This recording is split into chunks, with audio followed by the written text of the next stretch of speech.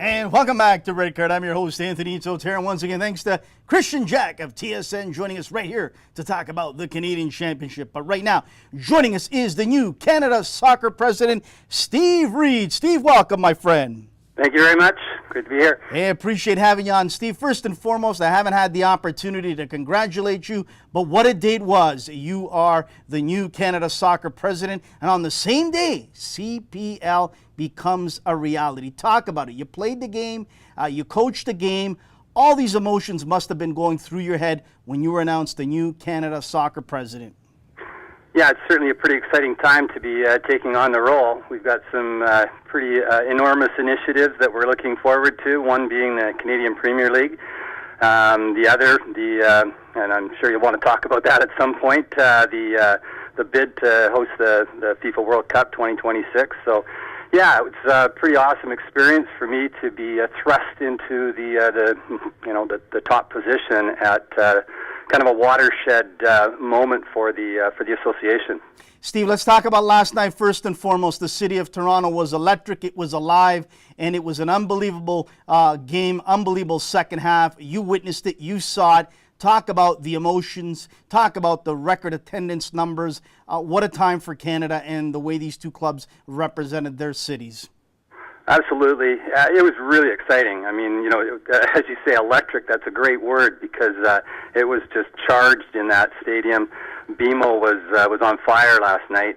The supporters groups were nonstop. My wife was sitting beside me taking video of it to bring back home and show people, what excitement there is in Toronto and Montreal, of course, with the event. But no, we're really proud of it. I think Peter Montopoli showed me some of our ratings numbers. We had almost 300,000 viewers on TSN and RDS. So obviously there's the television support. There's the support at the stadium. The quality of the match was fantastic, and how exciting for a stoppage time goal to win it for TFC. And to add on top of that, an Italian and a guy that has really electrified all of MLS since he has arrived, Jovinko, with a beautiful finish set up by a Canadian, Raheem Edwards, Steve. Yep, that was awesome. I mean, it was one of the initiatives that we brought forward, that for our Canadian championships we had to have a minimum of 3 Canadians on the pitch at the outset, and there you go.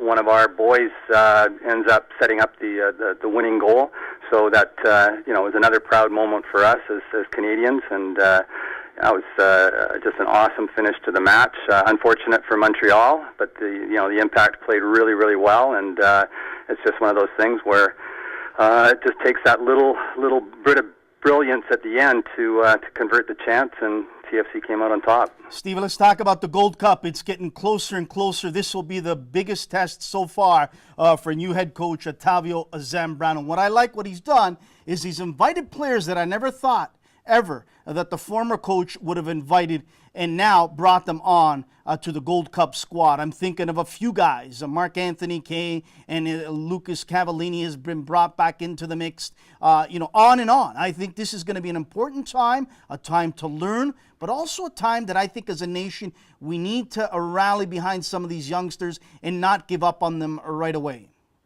Yeah, he's got a real good mix there. Some young guys that are getting, their first opportunity at the highest level. And so that's really exciting for the program and for the players themselves. But there's some good experienced guys in there as well to balance it out. I think that over the course of time, you'll see more of that. We spoke with Octavio yesterday, and there's opportunities coming up for other matches where other guys are going to come into the mix. But, I think it's a really good squad, and it's going to be a really good test for some of these guys. Hopefully, there's enough playing time to go around for some of the young guys. It's wonderful to see Alphonso Davies from the Whitecaps. It's going to be there as a 16-year-old, but some of these other youngsters that you point out, great for them, great for the program. Shows that, we've got, a pretty good future ahead if we can continue to bring those guys through the pipeline.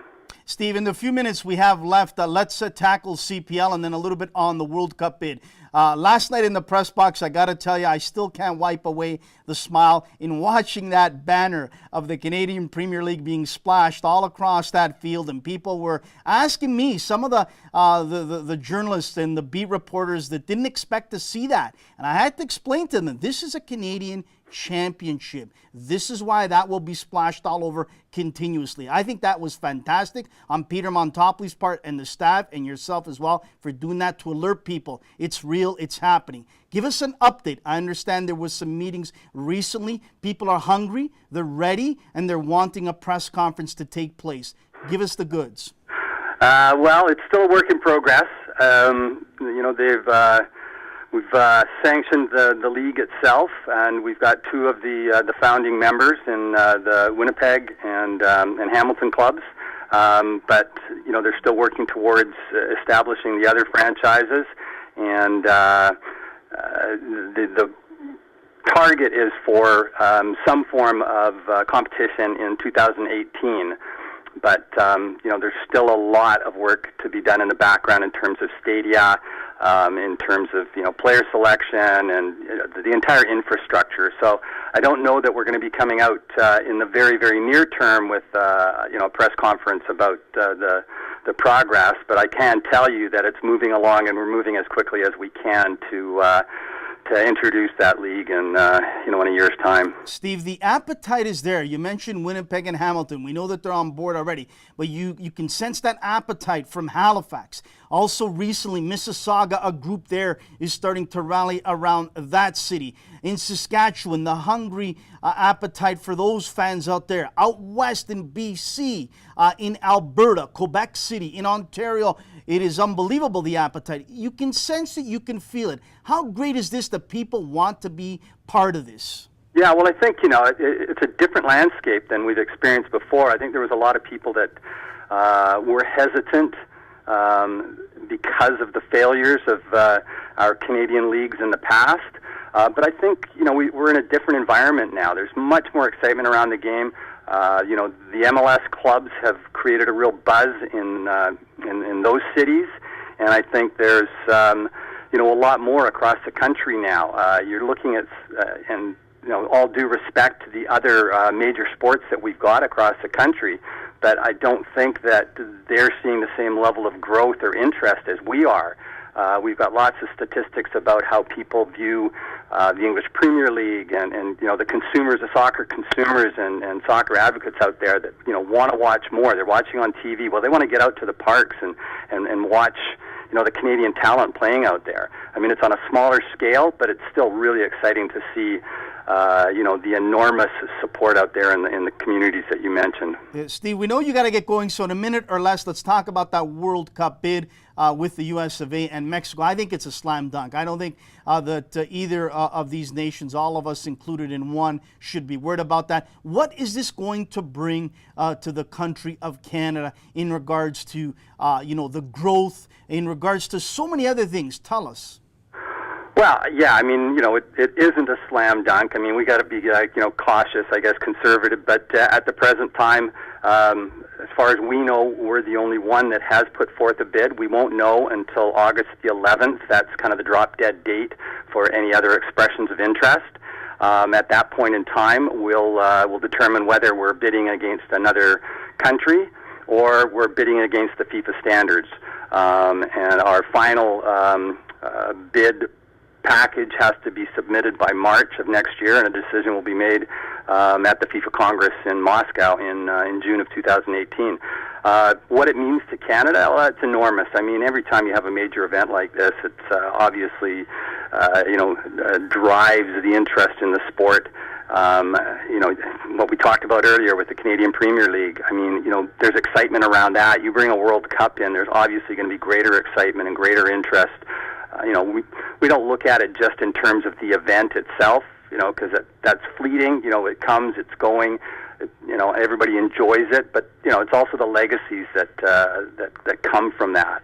And we look at some of the legacies as being facilities that will last and will be there for Canadians in whatever communities. base camps that other countries might use when they're coming to the country and preparing for the event.